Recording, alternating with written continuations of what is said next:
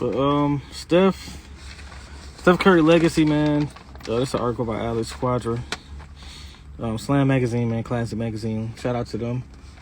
I just remember Slam, just how good Slam was for articles, and they did a lot of stuff for high schoolers too. So, let's see. Okay, back in the locker room at TD Garden, it was time to celebrate. Hold on, amid that celebration, and overjoyed and overwhelmed, Steph Curry begged the interesting question: "What are they going to say now?" He exclaimed. "What are they going to say now?" I remember that. Really, what are they going to say now? What up, Deion? Curry repeated the question many times over the next few hours. The answer, one will hope, is nothing. There is nothing that Steph Curry doubters and haters and skeptics can say now. His legacy is solidified, period. If we're being honest, it was solidified long before he led the 2021-2022 Warriors back to the mountaintop. Just 2 seasons after they finished with the worst record in the NBA, but we know that happened because Curry was hurt, and then it was a lot of stuff that just went wrong. I think they had was that the Wiseman year? I don't remember, but I just got to look at it. But long before his legacy Game 4 Finals performance, when he put up 43 points and 10 rebounds on the road, long before he averaged 31.2 points, 6 rebounds, and 5 assists, and 2 steals for the entire series, facing a historically good Celtics defense, long before he claimed ring number 4 and his first Bill Russell Award Finals MVP trophy. But this was the icing on the cake, the cherry on a Sunday, the exclamation point, as Curry himself said, giving everything that the organization has endured over the past couple years, the losing, the injuries, the roster changes, the constant criticism. This championship hits different. Here's the resume now, just so we're all on the same page. 8-time All-Star, 8-time All-NBA. That's enough right there, man. 2-time league MVP. 1 time, he was unanimous once. 2-time scoring champ, 4-time NBA champ, and a Finals MVP and all-time leader in three-pointers made. Because of his unique game, I'm almost done, and nearly unprecedented impact. Trying to sum up Curry's legacy is extremely difficult. Coaches and teammates did their best following the Golden State's title, clinching Game 6 victory. Draymond quoted, "When you look at guys like Steph Curry, to have a season that he's had and to have a career that he's had, he's absolutely amazing. And the stamp with a Finals MVP, I know he said it doesn't matter, and it doesn't matter in the sense of like, oh, his legacy not quite unless he gets that."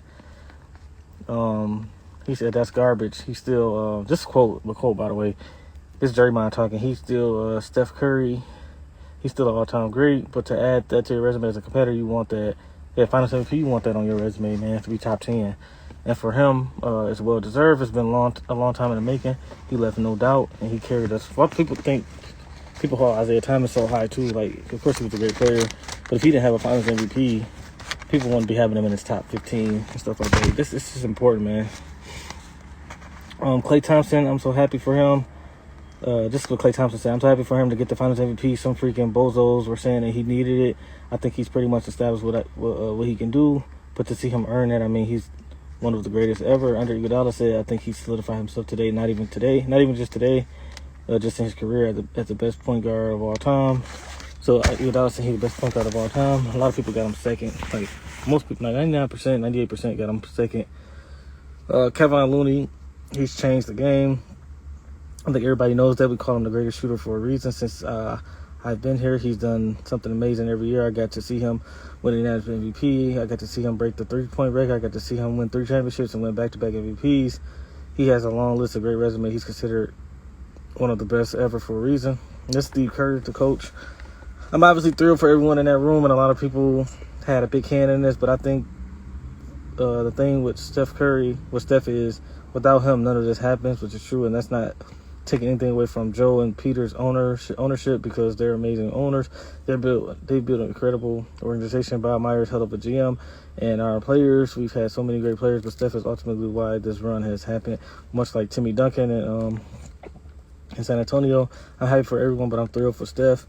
To me, this is his crown achievement and what's already been an incredible career. These quotes tell much of the story. So does the resume, so does the way that the game has changed. So does the fact that the Warriors, under Curry's reign, have become a true NBA dynasty, having 4 banners and going to 6 finals in 8 years. So they went to 6 in 8 years, just like Jordan. And even though Jordan missed 1 season, And he missed most of the '95 season and played 17 games and came back. I mean, they went to the playoffs and then they lost. But so basically, it was still Bulls dynasty with 6 out of 8. Warriors won 6 out of 8.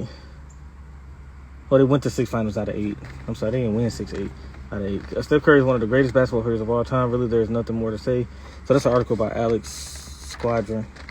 Go follow his Twitter. This is a Slam Magazine article, not mine. I just want to share it. Alex, ALEX, and then SQUADRON. And then, let's see.